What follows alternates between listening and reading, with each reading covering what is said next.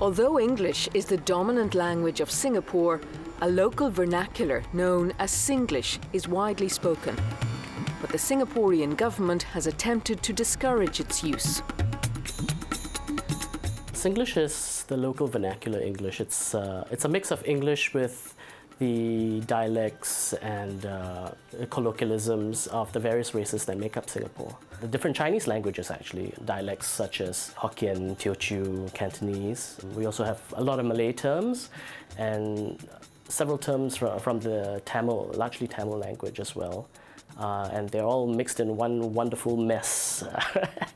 And it's possibly Singapore's only unique cultural identifier. English is seen by the Singaporean government as giving the Southeast Asian country a major economic advantage over its neighbours. The government has always been concerned about, obviously, people speaking good English because they do see it as an important part of what it means to be economically viable and well prepared. So they're always concerned when they, I think, come across situations which might compromise the ability of people to learn good English. What the government really wants is for everybody to be able to speak English and therefore close international deals with English-speaking countries. And they think that Singapore being a small country, language may be one of our only advantages. It's not as if we have natural resources, it's not as if we have a huge labor pool, but perhaps because we can speak English better than anybody else in the region, more contracts might come to us. You know, this was real unity, you know. This was Malay, Chinese, Indian, no entry, shouting no entry all the way, you know. I don't know why, but they did. Shout! So, yeah, no entry. It's I don't know. And the girls are already in the room. Yeah, it's a walkout. Singlish has a number of distinctive features. It's got a bunch of discourse particles. So, la, meh, ho, and meh is a particle that I think often is used to indicate skepticism. So one of my favorite examples is a television ad where for a phone, and a young man is saying to the camera that he needs the phone because he needs to call his girlfriend. And his buddy next to him looks at him and says, "You got girlfriend, meh?" Indicating, I don't believe you actually have a girlfriend. Why you want to know this kind of thing? I'm curious, so it's like when Kai goes to sleep, I must find something to do. The other one would be reduplication of, let's say, verbs. Cough, I cough a bit, or I cough a lot. So double and triple reduplication. Reduplication of adjectives to intensify the meaning. I like hot curries. Singlish is not one fixed language. It varies depending on who you are speaking to. It can be more language specific, even though the base is English. If I were to speak to another Malay person about a recent event, there'll be a lot more Malay words, some of which some of my Chinese friends will understand, and some more complex ones they might not. And the same goes when I speak Singlish to a Chinese person, a Chinese friend. I may use a lot more Hokkien words, which some of my other Malay friends may or may not understand. So it really depends on the intensity and of the conversation. And that's why it's very exciting, because you can take it to a great length to see how it'll evolve along the way, because we will also try to establish between the two of us, we are talking, how many of the phrases of other languages that I can use to meld into this topic that we can both understand. So sometimes you might just stop, hey, what were you talking about? What did you say? You know, just stop each other and just learn along the way. Most young people are used to switching between standard English in a formal setting, like a school or workplace, and Singlish when chatting informally with friends and family. It's like a habit. It comes automatically when you start speaking a sentence. Yeah, especially when you're with your friends, you know. It's inbred into us. So it's like when I ask my friends to go and eat, say, hey, come, let's go makan. Say, come, let's go eat. Well, I think it's good. I use it all the time, every day. So I think it's good. Many a time as a Singaporean, you question your identity as Singaporean, because our society is essentially a melting pot of different cultures. And sometimes it becomes difficult to understand what it truly means to be Singaporean. And I guess part, not all of it, but part of what it means to be Singaporean is having our own unique form of colloquialism. There's always this debate, it's either good or bad, and I'm sorry to say that I actually do think it gives Singaporeans quite a bit of character when you use it. It's a lot of fun, it really is. It's so much of our everyday lingo that you cannot completely remove it because it's so much part of our culture. We're Singaporeans and we speak Singlish. Simple as that. But not everyone is so enthusiastic about Singlish. I don't find Singlish particularly attractive, frankly speaking. For me, it's simply a socio-linguistically natural, inevitable phenomenon. Singlish is simply a colloquial variety that arises when you have English in a new context, as in anywhere else. I'm not particularly fond of Singlish, but I'm not particularly against it. Although many fluent English speakers code switch between English and Singlish, there are some Singlish speakers who struggle with standard English. So you got, I think, a very interesting situation where the label is being used sometimes for what is clearly ungrammatical, broken English, and sometimes for what is also informal colloquial English. And granted that the boundaries between the two aren't always clear, but people use the labels as though it's quite simple and unproblematic to simply refer to these two different things. But sociolinguistically, they're very different, because in the first case, you're looking at people who are using whatever English they can because they don't really have much of a control over the standard.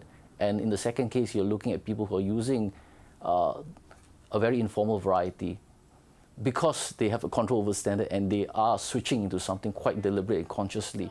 Because there's no sleep seong, there's the sibe charat, oh my god, what am I going to do kind of seong? What kind of seong? Everything. She's one pao kaliao package of total anxieties.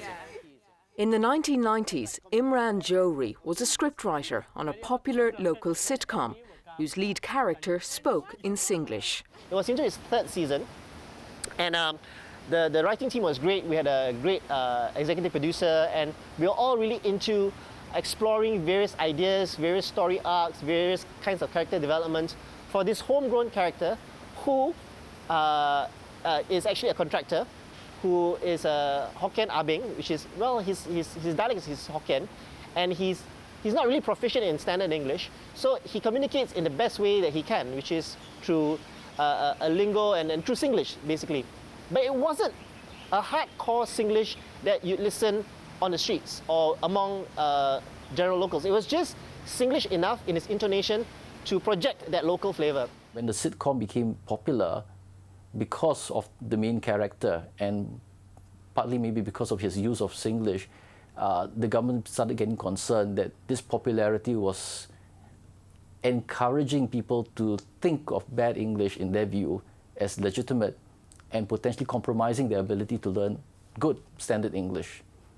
And after a couple of years of expressing these kinds of concerns about Phua Chu Kang, they decided that it was time to start the Speak Good English movement. The Speak Good English movement started about 11 years ago. And it was really to make sure that the standard English didn't fall. It's important because it is a key advantage of Singapore. And together with the Ministry of Education, working with the schools, we work to ensure that the language standard is maintained. We help those from the very young to the older folks, to unionists and taxi drivers and whoever feels that they need to improve their English. We are here to give assistance. The government's approach really is an example of what they call the road, how the road to hell is paved with good intentions. They are under the impression that the merest exposure to bad grammar or unorthodox grammar will suddenly lead the entire nation, to speak a kind of pidgin, and therefore, generations of commerce will be lost, and we will just wither and die. So I think they're completely misguided, and it's a hysterical and paranoid response, and very, very unfortunate. A phenomenon that has prompted this debate is that Singaporeans simply don't know how to go back into standard Mandarin or standard English, and it's created a lot of problems for them when they take, for example, international exams like the O-levels or the A-levels, because these Cambridge examiners see odd Singaporean colloquialisms creeping into essays and compositions. I think it's good that they promote the Speak Good English movement, because I think it's very important, especially like in a globalized world today where we go overseas very often and we have educational exchange programs, immersion programs in foreign countries whereby we use English to communicate with other people. But I feel that Singlish should also be promoted because it's our cultural identity, it's who we are. The government's attempt to discourage Singlish failed. Colin Goh was one of those who campaigned for Singlish and published a popular Singlish dictionary. I do think the government was unprepared for the level of passion and affection people actually had for Singlish. They assumed everybody thought of it as pidgin and would be happy to get rid of it. They didn't realize that many Singaporeans speak it because it's fun, and not because we don't like to speak it. It's the way we greet each other in default. It's our informal language, and that filtered back. There was pushback. There were people writing about the newspapers. There were people defending it. Nobody expected people to defend Singlish. The government, I think, has moderated its stance a little. I spent about 6 years from 2000 to 2006 serving on the committee and explaining as far as possible why it's important to promote good English, but why it's also important to recognize that good English and Singlish are not necessarily mutually exclusive.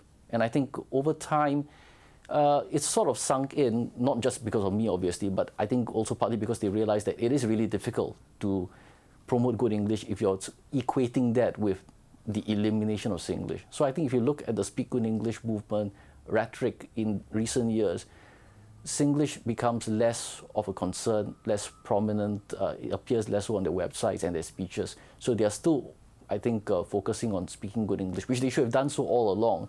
But I think they are now now more appreciative of the fact that there's no need to try to equate that with getting rid of Singlish. You can't force someone to learn if they don't want to. So we are not the Speak Good English police. We're just here to help those who do want to learn. So we, of course, want to encourage those who need to improve their English by making them aware that they need to do so, to show them some benefits, and to be available to point them to the right direction if they want some help. The Singaporean government has had to accept that Singlish is here to stay. I think English is going to enter a very interesting phase. I think as it gets wider, it gets used by more and more people in more and more countries. People will naturally begin to play with English, as the Japanese have done, and as China, I'm sure, will do as well. English is very amenable to wordplay, which is one of its great assets. But it will also lead to people playing with that in their own language. You're going to see a lot more. You're going to see the rise of Chinglish. You're going to see the rise of Spanglish. You're going to see the rise of many vernacular Englishes. That's the way forward, I see. And everybody will sort of agree on a sort of standard thing that is used in conferences and on news programs. But I think more and more people will play with English, and I think that's a good thing. It's a fun thing. English has always evolved, and this is just the next step in its evolution.